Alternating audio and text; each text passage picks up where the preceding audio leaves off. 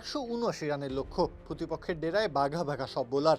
এক কথায় আসরের সবচেয়ে ভয়ঙ্কর বোলিং লাইন আপ। তবে মোহাম্মদ ওয়াসিম এবং নাজমুল হোসেন শান্তর যুগলবন্দি যেন সবকিছুকে স্রেফ হেসে উড়িয়ে দিল।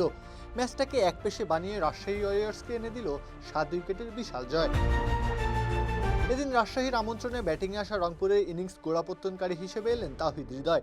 জায়গা বদলেই যেন ভাগ্যটাও সুপ্রসন্ন হলো। কাইল মায়ার্স ব্যর্থ হলেন, লিটন দাসও হাঁটলেন একই পথে।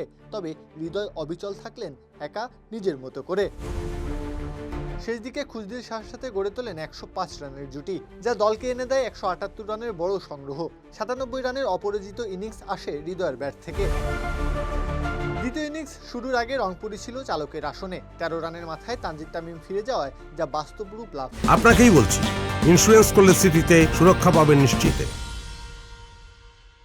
করে। রাজশাহীকে তখন পাড়ি দিতে হতো কঠিন এক পথ, যার শেষে জয়ের নিশান রাখা রয়েছে। তবে এই পথ সহজ করে দিলেন ওয়াসিম এবং শান্ত। দুজনে রাজশাহীর হাল ধরলেন, বোলারদের নিয়ে ছেলে খেলা করলেন।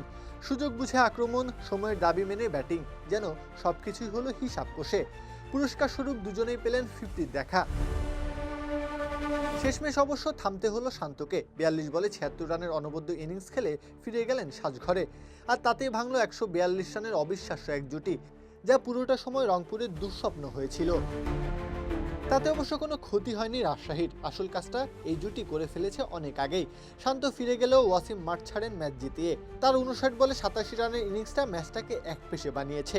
শক্তিশালী রংপুরকে মাথা নত করতে হয়েছে 7 উইকেটে হেরে। প্রত্যহ কাব্য, খেলা 71।